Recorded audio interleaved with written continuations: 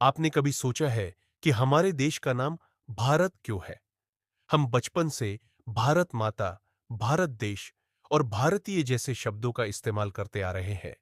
लेकिन इस नाम के पीछे की कहानी बहुत कम लोगों को पूरी तरह से पता होती है। क्या इसका कोई ऐतिहासिक आधार है या सिर्फ पौराणिक कथा? क्या आपने कभी सोचा है कि भारत नाम के पीछे की असली वजह क्या है?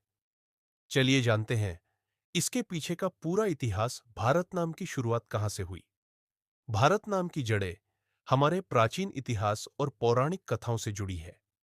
यह नाम राजा दुष्यंत और उनकी पत्नी शकुंतला के पुत्र भरत के नाम पर पड़ा था।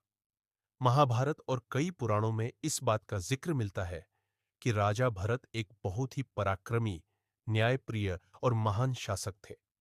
उन्होंने भारतवर्ष को एकजुट किया और अपनी योग्यता से ऐसा साम्राज्य खड़ा किया जिसकी गूंज दूर दूर तक सुनाई दी। राजा भरत का नाम इतना प्रसिद्ध हुआ कि उनके नाम पर ही इस भूमि को भारतवर्ष कहा जाने लगा। संस्कृत में वर्ष का मतलब होता है प्रदेश या देश, इसलिए भारतवर्ष का अर्थ हुआ भरत का देश। संविधान में भी दर्ज है, नाम हमारे देश के संविधान में भी इस नाम की पुष्टि की गई है। संविधान की शुरुआत में ही लिखा गया है, इंडिया यानी भारत एक संघ राज्यों का होगा। यानी भारत को उसका पारंपरिक नाम भारत के रूप में भी स्वीकार किया गया है। यह दिखाता है कि चाहे अंग्रेजों ने हमें इंडिया कहा हो, लेकिन हमारी जड़ें हमेशा भारत रही है। भारत और इंडिया में क्या है फर्क? इंडिया नाम की उत्पत्ति इंडस नदी, सिंधु नदी से मानी जाती है।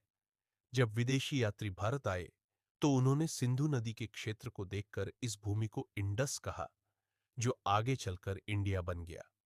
लेकिन हमारे अपने इतिहास और संस्कृति में भारत शब्द की गहराई और आत्मा छुपी